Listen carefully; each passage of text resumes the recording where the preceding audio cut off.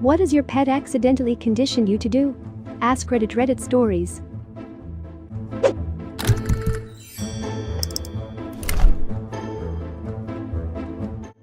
Change the water in her bowl.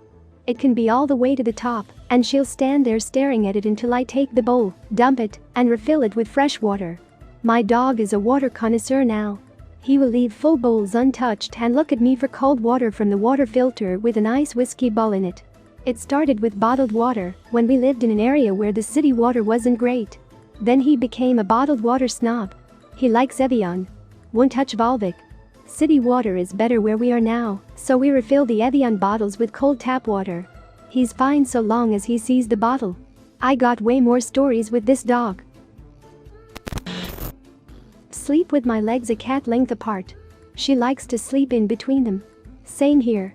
I've noticed I'm much more aware when I shift positions now, too, so I'm sure not to kick or squish her. Before I run in the morning, I usually scarf down a banana. Ever since we got my sweet dog, I scarf down about 2/3 of my banana, and he gets the last part. It's become our little thing, an unspoken agreement. The banana tax. It happens at my house too. 2 things. My dog Rusty always puts his front paws on me, and I always hug him, so now when he's anxious he'll give me a hug, and I'll hug him back. The other one is when I get ice he always begs for one, so now without thinking I always toss him an ice cube. Edit. Thank you all for the awards. I'd assume you'd all like to know the good boy is sleeping on my chest right now, and yes, he did get an ice cube before bed. Oh, I used to do this too. I'd reach in and get the ice for my drink and just throw one over my shoulder without looking because I knew my dog was gonna catch it. I lost her earlier this year and had to drop the habit after throwing ice on my kitchen floor several times. Edit. My first Reddit awards went to my dog. Rightfully, thanks on her behalf.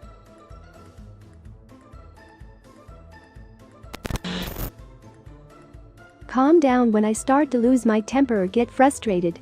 Whenever he hears me sigh or swear, he runs to me, rests his chin on my arm or leg and looks up at me with concern. This has made me so aware of how my energy can impact those around me, and I have really gotten my anger under control since he started doing this. He's one of the goodest boys and I am grateful for him every day. That's pretty sweet. My cat has helped me with my PTSD.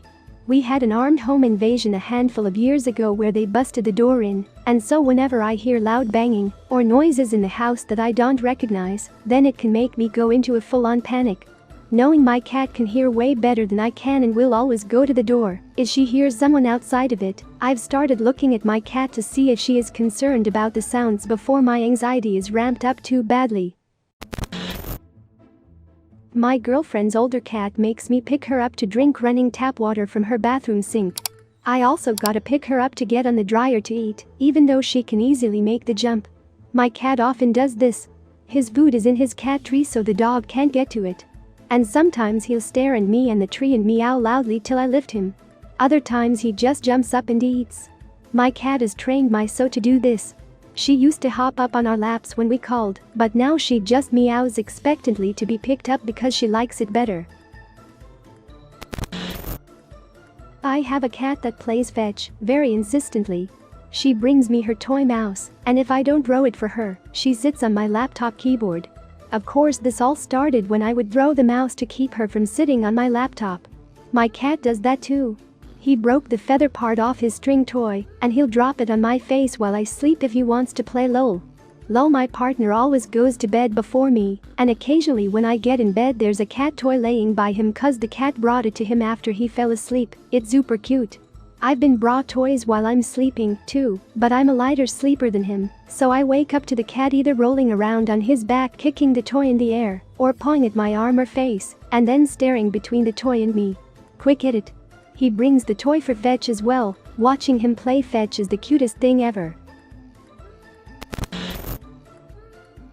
My mother's dog tells her when it's time for her evening meal. As in my mother's evening meal. The dog knows she eats after my mother, so when she starts to get peckish she goes and bugs her to start cooking. When I go back to visit, we'll be sitting chatting, and the dog will sidle in and become a presence in the room for maybe 30 seconds, until my mother casually looks at her watch and says, "I suppose we better think about eating." She's completely unaware of what triggers her decision. A presence in the room, I love it, haha. I know exactly what you mean, too.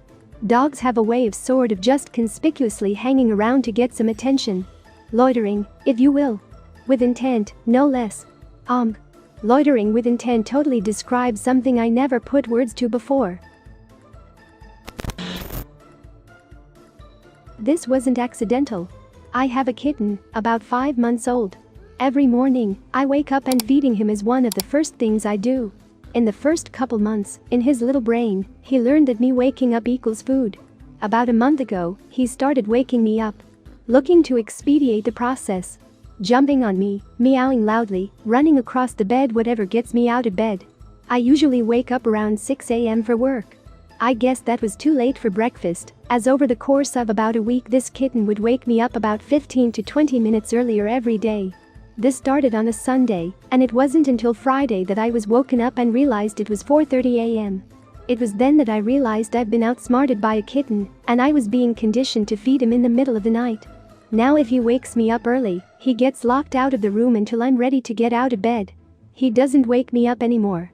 My 14-year-old cat occasionally tries to get me to feed him earlier than his typical 5:35-45 a.m.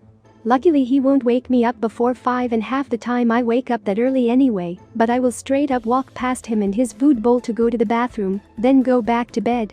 Almost always, I'm joined by him for another half an hour or so without further complaint. He's my baby.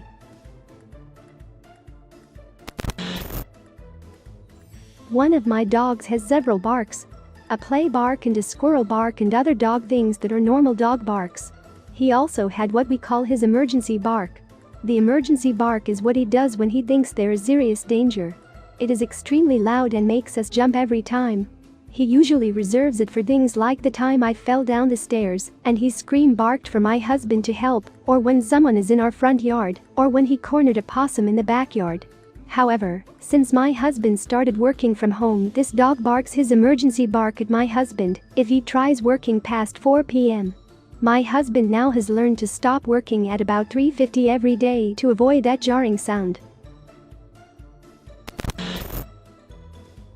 When I come home, my dog comes to the door all excited, wagging her tail, making this woo-woo sound. It's not quite howling, but it's not barking either. I started to woo-woo back to her because it amused me.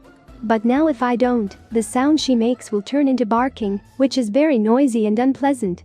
So basically she's trained me to have this dumb woo-woo conversation with her in order to keep her from yelling at me. Edit because lots of people are asking. She's a Portuguese water dog. My boy would do this too. He was a Pomeranian. That was his sweet, loving, playful bark. Him and my dad would have a woo-woo conversation back and forth for like 5 minutes straight before one of them got tired.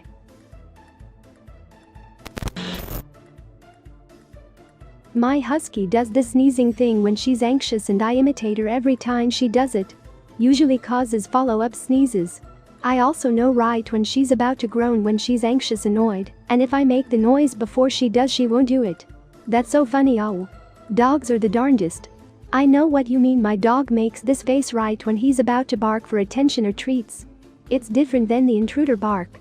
He tilts a little sideways and squints his eyes. I say, I can see it in your throat, don't you bark at me, and then he always barks anyway, and then we're barking at each other. Haha, I say stop or don't even start your sass, and my dog gets this shocked look then stomps her paw. I started the foot stomping thing when she was a puppy to show her I was serious if she ignored me, and she quickly picked up on doing it back. She's now taught it to my toddler, who groans and stomps right back at her. My cat sleeps under the blanket snuggled up to me. Even when I'm at a hotel I instinctively raise the blanket a bit so he can crawl in. Edit. Here's my baby boy snuggling me.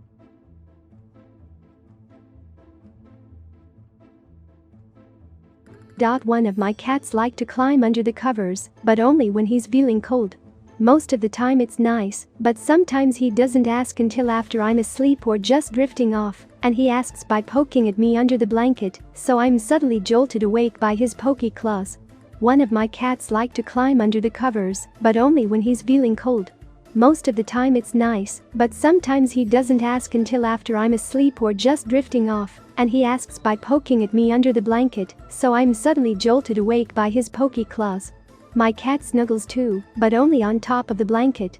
So here I am, in the middle of a heat wave, sleeping under the blanket because else my cat will be upset she can't sleep on top of it. Yep, I have to put his blanket on top of my sheets. I call it the mother blanket because he makes muffins on it. He sleeps in between my legs. So all night I'm stuck in the same position. But I will wake up in the morning still in the same position, and he's gone, and for all know he left as soon as I fell asleep. This is the situation. Those are my legs on either side.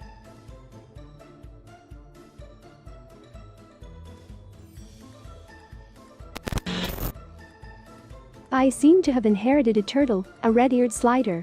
It was originally the daughter's and she bought it at age 13, with the help of her mum. It came with a tiny tank, I know. Once it arrived home I thought, well, how unfortunate that your new owner is incapable of looking after herself, never mind a pet. She did try, but as expected got bored by this new friend. So I looked for information and found out he may live for 25 to 30 years. At this point it seemed to become my responsibility. 11 years later, daughter has moved out. Several tanks later, don't worry, the one now is fine in size. 2 fluval filters, heaters, bulbs for heating and UVB, custom basking ramps, and the general upkeep and well-being of our not-so-small turtle. It seems that he now 100% mine. I don't mind, to be honest. Anyway, when we are out of sight he will continually swim near the water surface and splash like crazy, all 4 legs breaking the surface and creating a lot of noise. For some time I would hear this noise and run into the room. Upon seeing me he would stop, I walk out, splash time again. I look forward to the next 20 years of doing this.